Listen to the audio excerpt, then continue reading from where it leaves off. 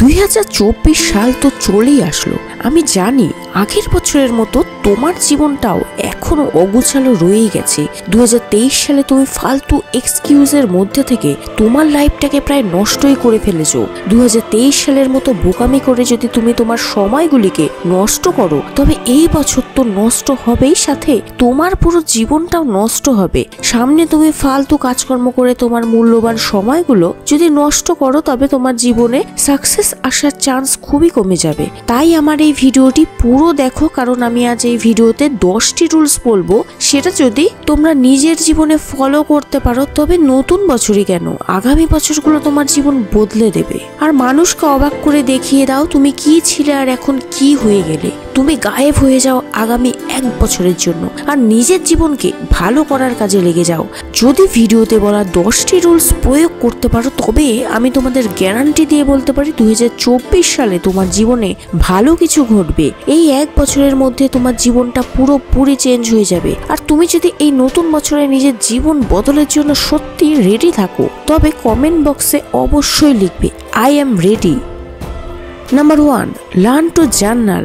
আগামী 1 বছরের জন্য যখনই তোমার মনে কোনো আইডিয়া আসবে বা তুমি কোনো পরিকল্পনা করবে, তুমি তা তোমার ডায়েরিতে লিখে ফেলো। তুমি তোমার একটা পার্সোনাল ডায়েরি রাখো। আর এখন তো সবার হাতে স্মার্টফোন আছে, তুমি তোমার নোটপ্যাডে লিখে রাখতে পারো। উঠতে বসতে হাঁটতে চলতে যখনই তোমার কোনো ইউনিক আইডিয়া মাথায় আসবে, তখন সেটা লিখে ফেলো। কারণ একবার আইডিয়া ব্রেন থেকে চলে গেলে সেটা আর খুঁজে পাবে না।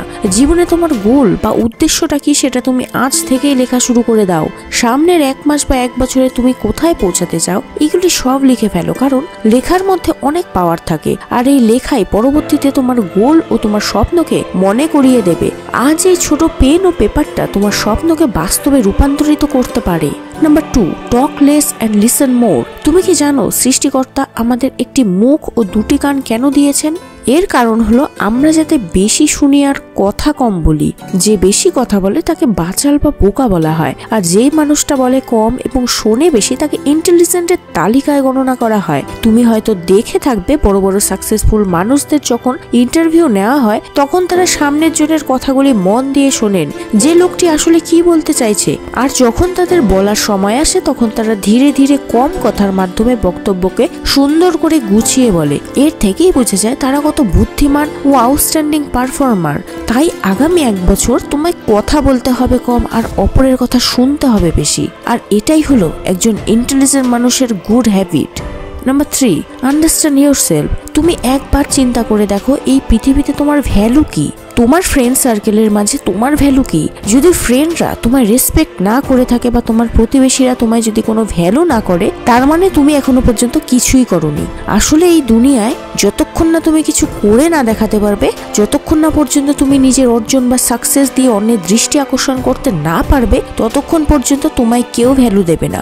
আজ তুমি কিছু একটা ভালো করে দেখাও, আজ তুমি অনেক টাকা ইনকাম করে দেখাও, দেখবে যে জন তোমায় অ্যাভয়েড করেছিল বা যে মানুষরা তোমায় অবহেলা করতো, তুমি তাদেরকে না দেখলেও তারাই ছুটে এসে তোমাকে বলবে, বন্ধু কেমন আছিস?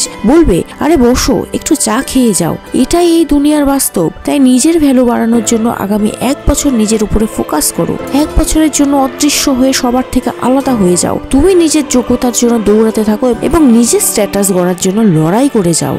Number 4, keep smiling. দেখো, কাঁদলে বা অতিরিক্ত চিন্তা করলেই তোমার জীবনের সমস্যাগুলি সমাধান হবে না। সমস্যা সবার জীবনে এসে থাকে, একেই তো জীবন বলে। এটাই জীবনের এক বড় সত্য। টেনশন ডিপ্রেশন মানুষের জীবনে থাকবেই। বা তুমি আমাকে একটা কথা বলো, 1 বছর আগে যে বিষয়টা নিয়ে তুমি উদ্বিগ্ন ছিলে, যে হতাশায় ছিলে, আজও কি সেই বিষয়টি নিয়ে বেশি হতাশায় ভোগো? না, হয়তো এখন তুমি নতুন কোনো টেনশন নিয়ে পড়ে আছো, নতুন কিছু নিয়ে ভাবছো। মানুষের জীবনটা আসলেই এমন, টেনশন দুঃখ চিরস্থায়ী নয়। এর জন্য তুমি সবসময় হাসি খুশি থাকো, তুমি অলওয়েজ পজিটিভ থাকো। Number 5, stay around positive people.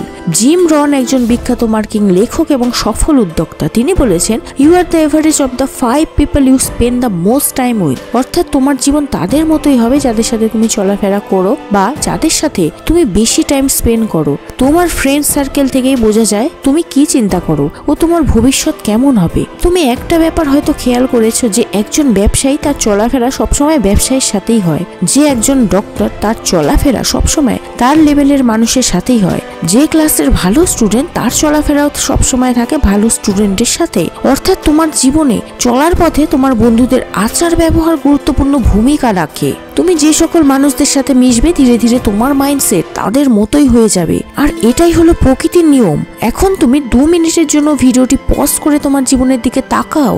তুমি কি ওই সকল মানুষদের সাথে চলাফেরা করো যে সকল মানুষ তোমার রাস্তাকে ভিন্ন দিকে নিয়ে যাচ্ছে? যদি উত্তরটা হ্যাঁ হয় তবে তোমার ফ্রেন্ড সার্কেলটা চেঞ্জ করো এবং তোমার জীবন নষ্ট হওয়া থেকে বাঁচাও। আর যদি একটা বছর তুমি এভাবে চলতে পারো তাহলে তোমার বাকি জীবনটা নিয়ে আর ভাবতেই হবে না, কারণ তোমার একটা ভালো অভ্যাস হয়ে যাবে। Number 6, spend money wisely. তুমি হয়তো জানো টাকা কতটা মূল্যবান। মানুষ টাকা ইনকামের জন্য নিজের জীবনটাও নষ্ট করে দেয়, আর কিছু মানুষ আছে যারা টাকা হাতে পেলেই তা খরচ করার জন্য ব্যস্ত হয়ে যায়। এমন কিছু মানুষ আছে যারা মাসিক বেতন 8 থেকে 10,000 টাকা পায়, কিন্তু তারা নিজের এন্টারটেনমেন্টের জন্য মাসে 5,000 টাকাই খরচ করে দেয়। নিজে যা ইনকাম করে তার থেকে শৌখিনতা বেশি দেখাতে চায়। তাই এই টাইপের মানুষের ধনী হওয়া তো দূরের কথা, বড়লোক হওয়ার ছায়াতেও জায়গা পাবে না। তাদের চিন্তা ভাবনার লেভেল গরিবের মতোই। তাই তুমি প্রয়োজন ছাড়া টাকা পয়সা অযথা খরচ করো না। ফালতু কাজে যে টাকা খরচ করবে সে টাকা জমালে 1 বছর পর দেখবে অনেকগুলি টাকা তোমার কাছে চলে এসেছে, যেটা দিয়ে তুমি কোনো বড় উদ্যোগ নিতে পারবে। ধনী হওয়ার সব থেকে সহজ উপায় হলো আর্ন, সেভ এন্ড ইনভেস্ট। যদি এই 3টি জিনিসের ব্যবহার তুমি ভালো করে শিখে যাও তবে তোমায় কেউ ধনী হওয়া থেকে আটকাতে পারবে না। So spend your money wisely. Number 7, always keep learning. এখন থেকে তুমি নতুন নতুন স্কিল শেখা শুরু করে দাও। যদি তুমি এখন থেকে কোনো একটা কাজের প্রতি লেগে থাকো তবে 1 বছরের মধ্যে তুমি ওই কাজের মাস্টার হয়ে যাবে। তোমার দক্ষতা অনেক বেড়ে যাবে। এই পৃথিবীতে যত সাকসেসফুল মানুষ আছেন তারা অবশ্যই কিছু না কিছু নতুন জিনিস শিখতেই থাকে। তাই আমরা তাদের কাছ থেকে এত কিছু শিখতে চাই। একবার ওয়ারেন বাফেটকে জিজ্ঞাসা করা হয়েছিল আপনার সফলতার পেছনে রহস্যটা কি? উনি বলেন বুকস রিডিং এন্ড লার্নিং। একটি প্রতিবেদনে দেখা গিয়েছে বিল গেটস প্রতি সেকেন্ডে $1,300 বা $1,43,000 টাকা আয় করেন। ভাবা যায়, মাত্র 1 সেকেন্ডে। তুমি আরো অবাক হবে এটা ভেবে যে মনে হয় তিনি বাড়িতে বিলাসবহুল জীবনযাপন করেছে। তাহলে তুমি শুনে নাও যে আজও বিল গেটস সপ্তাহে একটা করে বই পড়ে শেষ করে। তার নির্দিষ্ট লক্ষ্য আছে যে প্রতি সপ্তাহে একটা পুরো বই শেষ করতে হবে। বেশিরভাগ মানুষের সফলতার রহস্য হলো বুকস রিডিং এন্ড লার্নিং। সুতরাং always keep learning. Number 8, ওয়েক up early. দেখো, সকালে তাড়াতাড়ি ওঠার মানে এই নয় যদি তুমি সকালে তাড়াতাড়ি না ওঠো তাহলে তুমি জীবনে সাকসেস হতে পারবে না। খুব ভোরবেলা ঘুম থেকে ওঠার মানে হলো তুমি তোমার লাইফ নিয়ে কতটা সচেতন, তুমি তোমার লক্ষ্য নিয়ে কতটা সচেতন। যদি তুমি সকালের ঘুমের সাথে না লড়াই করতে পারো তবে জীবনের পরিস্থিতির সাথে কিভাবে লড়াই করবে? হয়তো এটা সহজ হবে না তোমার জন্য। প্রথম তোমার একটা কষ্ট হবে, কিন্তু কয়েকদিন গেলে তোমার এটা অভ্যাসে পরিণত হবে। এখন আর তোমার কষ্ট হবে না।